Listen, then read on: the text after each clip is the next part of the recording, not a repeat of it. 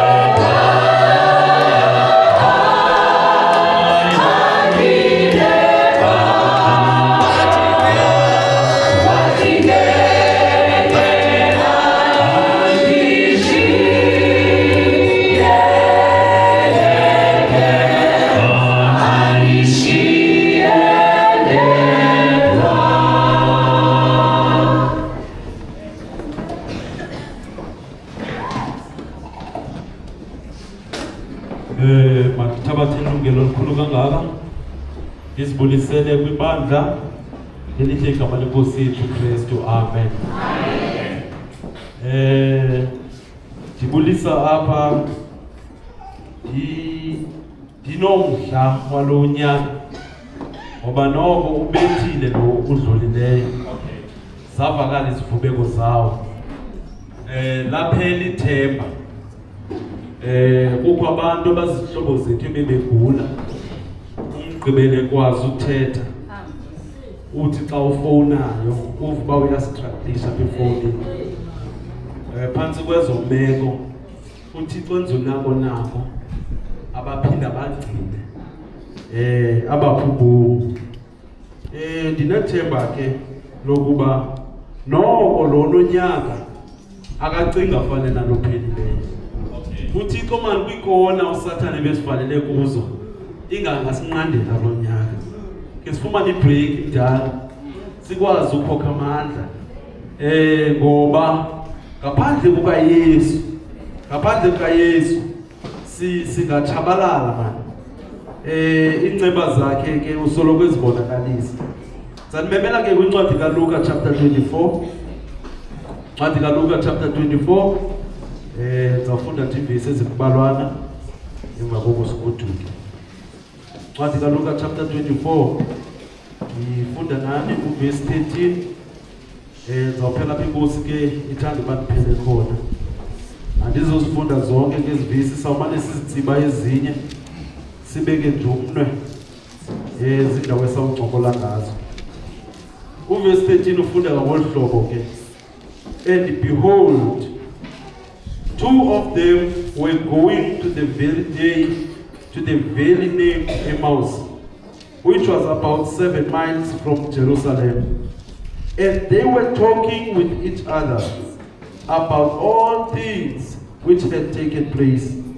While they were talking and discussing, Jesus himself approached them and he began traveling with them. But their eyes were prevented from recognizing him. Sitsibe siyofunda uverse 29 ebe uverse 30. When he had reclined at the table with them, he took the bread and blessed it, and he broke it. He began giving it to them. Then their eyes were opened, and they recognized him, and he vanished from their sight. Inkosi mayisikelele ukufunda kwelizwi layo kuthi bingaphakathi apha. Ngicela sifalamele. Bawethu sezulwini othembakeleyo. Thixo omkhulu kunabo bonke uThixo. Yangekhoyo omnye uThixo sinobiza igama lakhe ngaphandle kwakho. Nali ilizwi lakho ke bawo asinako thina ukulitholi kanje ngabantu. Ndivunyana wonke ke Thixo uthatha indawo ngoba kakade indawo yakho le sibe kuyo. Nceda ke bawo usiphe nendlela zomoya zokuva ilizwi lakho khona ukuze xa siphuma ngalandawo sithe nini uThixo wethu usasithanda. Inkosi ke mzali ngokuva lo nomthandazo ngoYesu boyayo. Amen.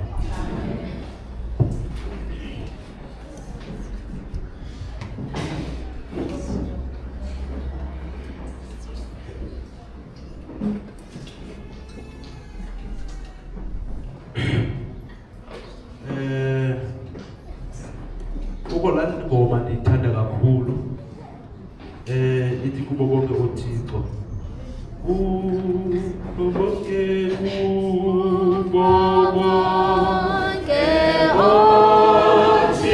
Now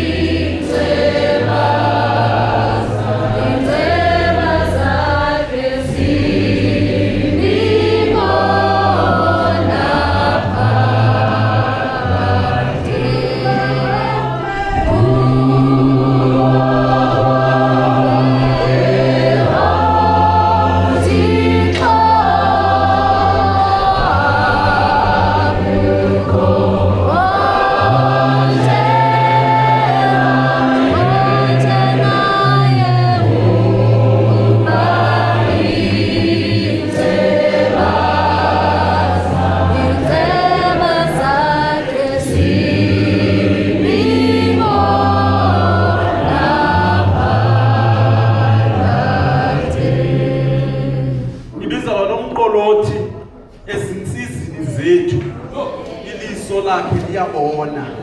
Sidibana nalamadoda abantu that are so disappointed, that are so discouraged. Baphuma umhlaba waseJerusalem, lamadoda amabini aleqa kumhlaba wase-Emmaus. Uthi umbhali weBhayibhile umgama ebebeza uhamba ungange-7 miles. Umgama onothatha i-2 hours xa uhamba kahle. Lamadoda are-discouraged emveni ko-misunderstanda uYesu Kristu xa ebebethelela emnqamlezweni kwiintsuku ezingaphambili. Bebenethemba loba lo Mesiya uzabathwala abahlangule kubukumkani bamaRoma. Bebengayazi into yoba xa esithi uYesu uzabahlangula ngenye imini akathethi kobukumkani balapha, uthetha ngobukumkani obuzayo. Bathi bona bebethe xa bejonga uMesiya, bajonga ii-qualities kaMesiya, baqiniseke into yoba uYesu ebendele ekuthetha ngobukumkani bamaRoma. AmaJuda namaRoma ebezintlaba zahlukane kangangoba umJuda noba wenza ntoni na efemelini yakhe, kwawufika umRoma bekusemthethweni loo nto, bekuzawufuneka isuspende yonke into ayenzayo. Ebesithi umRoma khawundihambele imayili, bekunyanzelekile ayiyeke yonke into ihamba. UmJuda unebhathi entsha, umRoma unebhathi endala. Ngokwasemthethweni bekuzawunyanzeleka into umRoma xa esithi khawuthi ke ngqibe le bhathi yakho kufuneka ayikhulule, akanawukhonthesta for loo nto, ayinikeze. uYesu xa efika kubo khange bam-understande. Kwintshumayelo yasentabeni ndimkhumbula kakuhle sithi xa besithi bafuna le bhathi yenu mnikele yesibini, bebecimba uYesu uzobalungiselela imicimbi yeli xesha, imicimbi yokucinezelwa ngamaRoma. But uYesu Kristu ebexhinele kwiinto zaphezulu. Bamisunderstanda uYesu ethi iBhayibhile xa ithetha ngaye, he was a great teacher. Andiyazi into yoba bayiphose njani, into yoba bamphose oyena mntu uphuma izandla ngofundisa, ebafundisa ngemizekelo, eshera kunye nabo i-culture, my elder, eshera kunye nabo i-religion. So xa esiza nemicimbi apha kubo ebesiza nemicimbi relevant. Naxa ebafundisa ngemizekelo ebengenza imizekelo iforeign ezingqondweni zabo, but bam-misunderstand. Uthi omnye umbhali xa ethetha ngale ndawo athi isizathu soba bangam-understand uYesu kungenxa yento yoba bamamele bene-expectations zoba uYesu uzabaphendula according to their problem. So amaxesha amaninzi ana simphosa uYesu apho befoma sim-understanda khona, simphosa because sicinga bafanba uzawusi-adressa according to our needs. Kanti uYesu uzawusi-adressa ngokwendlela yena afuna ngayo. Sisayibambile bandla? uYesu nendlela zakhe zokuphendula no-adressa. So usim-misunderstande xa efuna usi-adressa kulo mcimbi because sibeka i-standard ne-expectations zoba xa edilishana nam uYesu akacinga adilishane nam ngale ndlela, mna ndifuna ngale ndlela. Bahamba nomganyana, they are so discouraged, they are so disappointed. Liphelile ithemba, exesha bahambayo bathetha bobabini akukho ne-solution and ba dangerous to one another because ezinto bazawubikelana zona bengena-solution zizabonzakalisa, abana-capacity yoziphatha. Ngenele lapho uYesu ezomqinisekisa into yoba iliso likaThixo likumalungisa. uThixo usondele kwabanhliziyo zaphukileyo. Izawuthi kwiBhayibhile yesiXhosa wasondela apha kubo uYesu, sifumane le ndawo ithi kuba uThixo usondele kwabanhliziyo zethukileyo. Lentimali izawuthi amen ibandla kule ndawo. Asondele uYesu asawugqiba ahambe nokunye nabo kule jeni, aqalise uYesu ababuza imibuzo. Ababuza imibuzo uYesu angenelele kule ncoko yabo. Madoda, zindawo zini ezilincoko ngazo nithe matha nje. Bathi bona xa bephendula, awuzivanga na indaba ezingoYesu waseNazaretha? Nguye obethelelwe emnqamlezweni. Indoda leli ibiligoga, indoda ibiphilisa, indoda ibiyinkunkele ngokufundisa, iyaziwa sisixeko, ibingqinelwa ngabantu kunye nakuThixo. Hallelujah. That discoveries intoba uYesu do bengamboni bebona stranger, but xa bethetha ngoYesu abathethi ngendoda ibifundisa kuphela, but bathetha ngendoda ibilenzi ilizwi likaThixo. Kwixesha esiphila kulo nebandla lexesha lesiphelo singabantu abondileyo ngothetha, but azikho isiqhamo, asilenzi ilizwi likaThixo. uYesu xa kuthethwa ngaye ingasingafunda something apha kubomi bakhe. In our absence abantu xa bethetha ngathi bathi ngulo usithanda sonke apha esitratweni, because belenza ilizwi likaThixo. How I wish siyeke uduma as Seventh-day Adventist Church ngoba eloquent, but sidume ngokwenza intando kaThixo.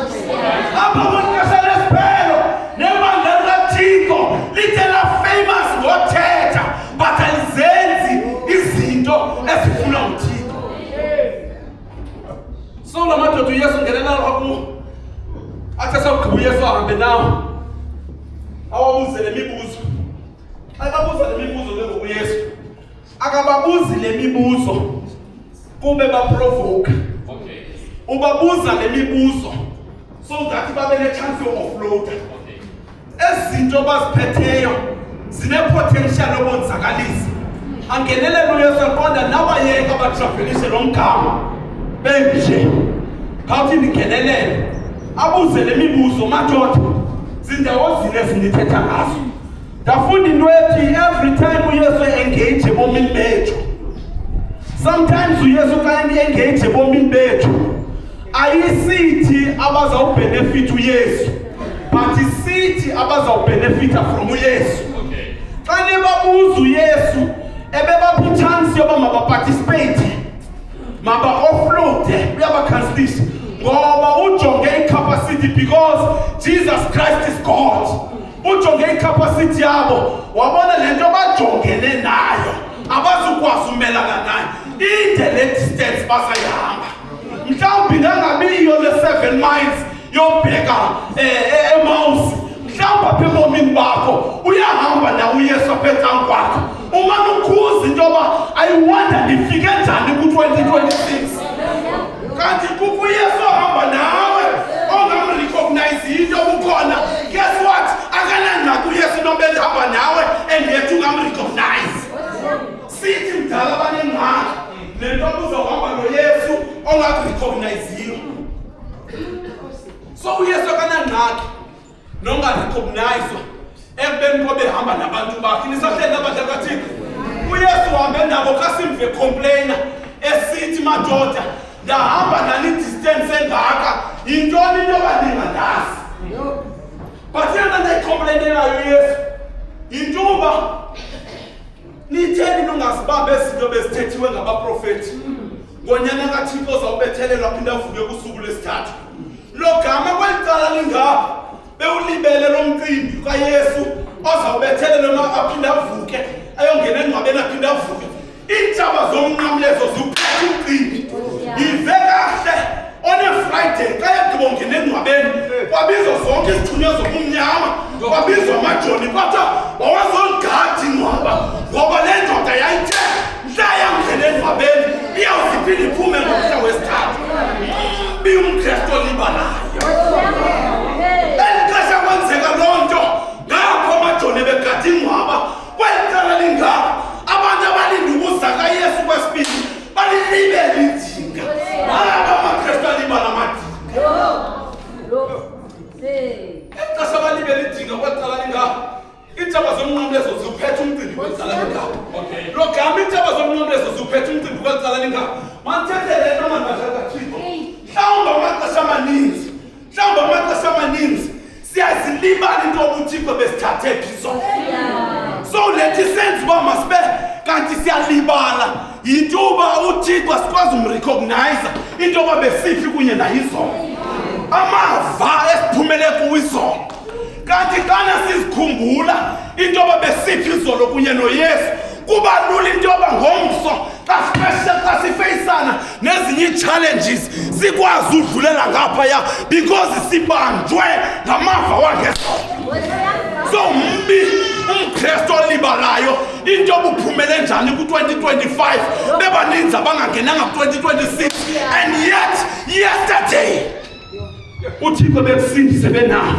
Baninzi abantu abakhalayo nasesitratweni sakho abantwana babo bayabethwa bayabulawa ngabahlali kuthiwa ngamabhala and yet abakho abantwana usakwazi ukungcwabeza enkonzweni awunamandla waloo nto but uThixo uyakwazi ungenelela abona into yoba mandizishayinise mani no uyakwazi ulibisa igama lami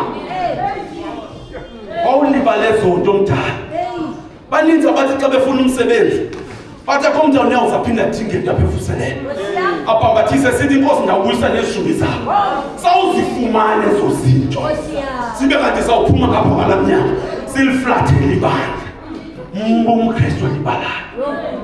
So bathe basahamba noYesu lo mganyana kwazokwenzeka lo mcimbi uYesu ebabuza imibuzo bathi basogqiba ba-offload apha kuYesu ngoba kubalulekile into yoba xa sinengxaki siye emadolweni kuYesu kunoye ebantwini hlobo esithandekayo ngoba abantu banepotential yoba before azo-offload ezakhe ii-problems aqala aphungule zakho ngoba zilapha ngaphambili uzawuhamba usithi uyahletywa ngabantu xa ubaxelela iingxaki zakho kanti abantu baya-offloada zi-too much ii-problems abajingene nazo.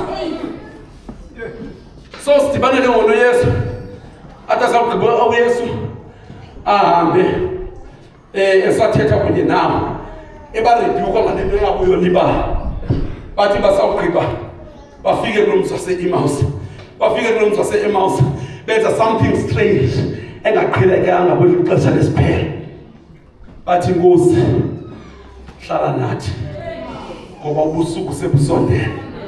Wathi asawugqiba uYesu wangena ngaphakathi esosabela kule invitation. Bangabe mdala wami ebenithandaza nabo befuna umsebenzi aphevuselele benihamba nejini even eJerusalem nonke bathe xa befika yapha e-Emmaus khange bani-invite into yoba khanizongena ngapha.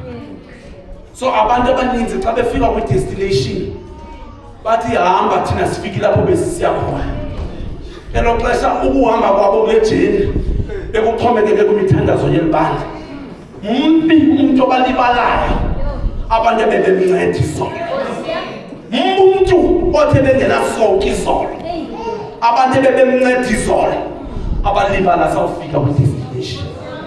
La madoda aportray into entle ethi xa ufikile le ndawo yakuyo invite abantu bohamba nabo mabazongena mani bazoparticipate kulo msitho ngoba deyasithi bebenga-invite Yesu bebe-invite stranger but apha kwesi stranger basi-invitayo kanti ba-invite uYesu abayazi into yoba ba-invite uYesu. Amatyela amaninzi siphosana nentsikelelo because we want to invite Jesus kanti uba besi-invite abantu besingaziphosana nezintsikelelo and yet uzawuthi ngenye imini uYesu ndandize nandombathise ndandilambile nandinika ukutya ayondalo lenenza apha ngeSunday sidala baniphaka ndizothi libandla lasevuselela sanuyiyeka loo nto. There's a reward ebulalekeni kwenu. Ndiyayazi mhlawumbi abanye bena bathatha intweni bathi kwezo nto zincinci banazo bayafuna into yoba mabashere nabahlali. So bebenga-invite Yesu bebe-invite stranger esisidlulelayo wathi asawungena uYesu banengxaki yongamrecognize. There are benefits uYesu Kristu xa engena emakhayeni wethu maba amakhaya angathandaziyo angakha-invite uYesu. So xa bem-invite there are benefits mdala wami yibone kakuhle masiyiportray mhlawumbi ngibaleke Abraham.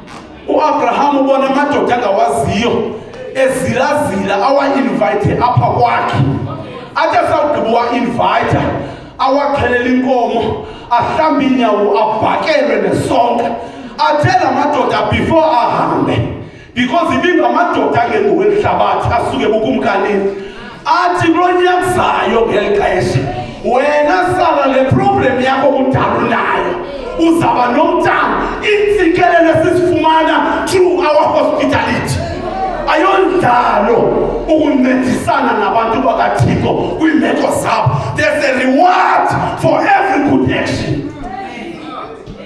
Wangena la madoda bakwa-Abraham emkhethe kulo nyaka uzayo uzawufumana uyise wamakholwa, kulo nyaka uzayo uzawufumana u-Isaac, athi asawugqiba emka. Awaphelela nje kuloo ndawo, athi mamela mantsirhalela nokrobisa umntakwenu phaa eGomora naseSodom uLote usengxakini, angangalenzi ixesha siyoyitshabalalisa la ndawo. Wanegotiate, wafumana i-chance u-Abraham yoma kwindawo kaYesu azothetha ngala madoda angaboni kwecala linga. Manje sithi bakhona amadoda ayi-50, ndicela lingayitshabalalisi eyoba ngaveli kala madoda. Manje sithi bakhona amadoda ayi-10 angamalungisa, ndicela lingayitshabalalisi iGomora neSodom. Uzibhaqe semicimbini kwiposition kaThixo because he invited Christ at his home.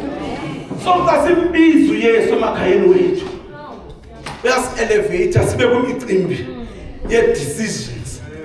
So siyabenefita ngamaxesha onke sibiza uYesu. Uyazi babanye babenefita through ukusebenzela uYesu, azibhaqe umuntu ekwazi umaneja abantu emsebenzini noba ngumuntu opatient kwabanye abantu. Le nto yethu umkhonzi kaThixo yokuculisa ibandla ayinento kwenza nawe, ayinento kwenza nami le nto Shumayeli. uThixo sometimes usebenzisa wena ekusebenzisa kwabanye abantu so that wena mawulunge. Mhlawumbe mdala xa usonyulo kulo nyazayo uvuma apha ebandleni into yoba ndizawuba nguye umdala, uThixo ufuna ukuthi apha kuwe yiza ndiyabona ukopatient apha ebantwini, ungumuntu ohash nasemsebenzini. Baninzi abantu abagxothwayo ngenxa yakho, zininzi iifamilies eziluza isonka ngenxa yakho ne-short temper yakho. Ndizakulungisa, ndizaphathisa ibandla ibenefit loo nto ube ngumuntu oyiprofessional ophucukileyo. AyingoYesu obenefitayo kwiimeko zethu, but sithi ababenefitayo xana siparticipate kwimicimbi kaThixo. Wathi asawugqiba wenza into uYesu wababizela apha etafileni, nange bezemfundisi haya great lo singena kuye, babizela apha etafileni bahlala. Wawugqiba wathi wathandaza wasikelela isonka, wathi asawugqiba usikelela isonka waqhekeza isonka, wathi asawugqiba wabanika uvuleka amehlo wabo. Kule ndawo le account xa senza the proper exegesis, asizuthi thina we are the bread, we are blessed and broken, ayizuba yiyo ne. But when we are doing the proper exegesis, sizawuthi Jesus is the one who is blessing and is the one that is breaking. But xa sifuna i-account ezawuthi Jesus is breaking us, sizawusebenzisa le kaJacob xa emophula usirhotyana asawugqiba umsikelela, because the bread of life nguYesu. Asizukwazi thina uba zeza subject sokophulwa sibe sesasonka sophulwayo. Ndicinga ndizawuthi amen kule ndawo. Itheology ke ngolesikhulu. Kutheni ndinimonela nje ndingathi amen. Wathi esawugqiba ukwenza lo mcimbi uYesu osikelela kabo wadisappearisha. Masiyilumkele into yoba simrecognize late, ixesha selimkile. Ngeninzi benefits engebezifumene had bamqonde kwangethuba. So amaxesha amaninzi sizamqonda uYesu nge-last moments, abanye bazamqonda uYesu nge-last moments of our lives. Sithi xa kuzawuphulukana nomphefumlo ube ngona sirecognizeayo, mani ibinguYesu lo into lapha, kutheni ningathandazanga. So the painful part yinto yokuregrete ixesha ongakhange ulisebenzise wise libe lingazubuya. That is painful. But yena msebenzile bathe ugqiba kwakho uYesu kwenza lento uqhekeze esonga ngoba uYesu nguyedwa osikelelayo. Wathi asawugqiba usikelela athi awuvuleka amehlo wabo wakhumbula uba yikho enye indoda, ayikho enye indoda kwelilimiweyo ekwaziyo usikelela abantu basikeleleke uYesu kuphela avuleka amehlo wabo. Abanye bethu bayathandaza nje kuphela but akho to pronounce blessings. uYesu kuphela avuleka amehlo wabo. Bathe bawuvuleka amehlo bajika imibombo yajonga eJerusalem. Yawathanda amaKristu emveni kobesikelele uThixo abuyele kulendlu yesikhumba. Masibuyele eJerusalem emveni koba uThixo sikelele. Maba amaKristu asikelelwayo awugqiba aphume ngomnyango ebheke eMaus ngoba beJerusalem kulapho bezinqosa khona simcenga uThixo. Ayesikelele. Let's come back to Jerusalem. Sizothi Nkosi Nkosi. Bebezilazila uhamba le mgama elixesha bangekadibani noYesu. Bathi bawudibana noYesu bathi asinawukwazi ulinda ingathi incinci le distance le uYesu beboyikisela into yoba abanoyitravelisha bodwa. Bathi emveni koba besikelele uYesu bawuvulile amehlo wakhe. They are ready to travel the same road. Ebebengakwazi uyitravela bengekadibani noYesu. Man, akhona amahla nenyuka ubukade udibene nawo ungakwazi mhlawumbe uzapha enkonzweni umzimba ufa unzima uyaqobeka but ndiyafuna ukuqinisekisa into yoba the same road ubuyitravelisha xa udibene noYesu is not gonna be the same. Ngoba sidibene noYesu. Sawudibana noYesu imeko zamazolo wethu azifani, ziyatshintsha imeko ngoba sidibene nomtshintshi wemeko. Nemeko kwakukhe kodwa soze zitshintshe. Manje xa uzidibanise noYesu isezawutshintshe yakho imeko. Ndazi abantu abalapha abanomngqina athi umntu ndandingaphangeli ndingqiba kule nto yeligaba ndaze yamanisa noYesu. Xa ndithethe ngaloo nto ingathi ndithetha intsomi namhlanje ngoba xa sincamathelele noYesu uyazitshintsha imeko zethu. Tala umunyango lamava wotshintsha kwemeko sawudibana noYesu. By the way, xa sidibene noYesu we cannot remain the same ngoba it's proven indoda ibithuthisa ibandla likaThixo. uPawulos wathi sawudibana noYesu batshintsha ubomi bakhe. Ngibone kahle intokazi eyayingasequleni yathi yawudibana noYesu yathi bingameleki ngenasidima esiqekweni. Udibana kwayo noYesu batshintsha ubomi bayo. Ngiyafuna ukuthi kumntu lapha mhlawumbi kusekuncanyiwe ngobomi bakho uzawudibana noYesu abevuselela uzawutshintsha ubomi bakho ngoba sidibene noYesu othi xa kuncanyiwe abutshintsha ubomi bethu. Uyazilungisa imeko zethu mani. Ndiyamthanda mani uYesu. Ndiyamthanda uYesu kanti ndivumele bandla ke ndithi mncwa ndiyamthanda uYesu. Nkosi yoxolo isikelele.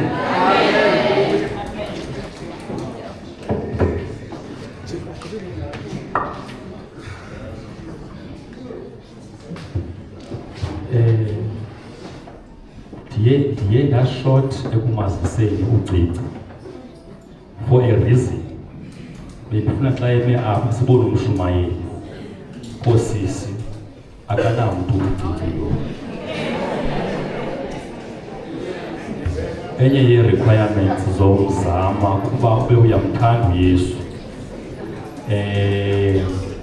Ungayifaka kwi-CV yakho uyawubona ukuba iyaphenduleka nama ndingena indawo. Siyambulela uThixo ngaye kangoba unobhala webandla laseVusela kunabhala ileta nje ecela ubulungu bakhe buze apha. Uyayiphendula ngokwakhe nebandla laba kanti ithethe le nto sawube silinde ubulungu thina sibucingileyo qha enye nenye asiyazi. Siyambulela uThixo ke ngelizwi lakhe lithethiweyo. Kuba ke bethuna besikwiveki nje sisekwiveki in fact yokuthandaza. Ndizawucela abantu ababini bathandaze ngeli xesha xa sizayivala inkonzo. Iculo esiza kulicula ngunumber 2 emnyango. uYesu usemnyango. Iziganeko zonke zibonisa loo nto into yobana uYesu usemnyango. Mamela ke, I want read inote eyayibhalwe ngumuntu othile kwenye ikona eyayisithi a lot of kneeling will keep you standing.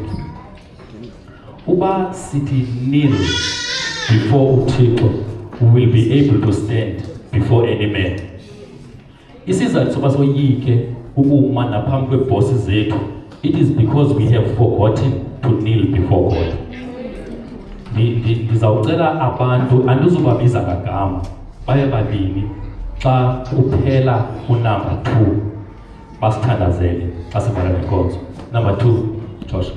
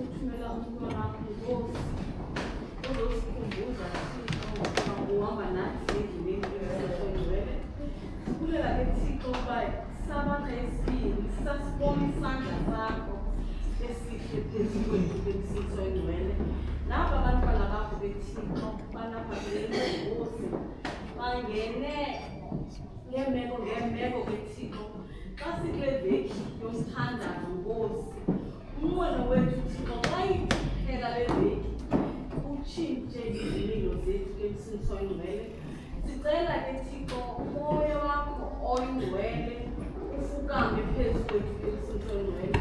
Sicela ke Thixo xa sizawuthi siphume ke eMsintongcwele nali ikhaya laseGungweni unyana walo elapha phakathi kwalo kwethu ke Thixo beshiywe ngutata wabo sizisa eli khaya phambi kwakho Thixo. Utshilo umntwanakho wathi wena uThixo kwaziyo ufunda inhliziyo. Sizisa ke Thixo ukuba kwenhliziyo zabo ngexesha eMsintongcwele. Sicela ke nanjalo ke Thixo usiphe amandla namendu ke Thixo okwenza intando yakho ezansemhlabeni. Awusiphe ke Thixo ukuba sibe zinyawo zakho apho bantwana bakho Thixo bafundele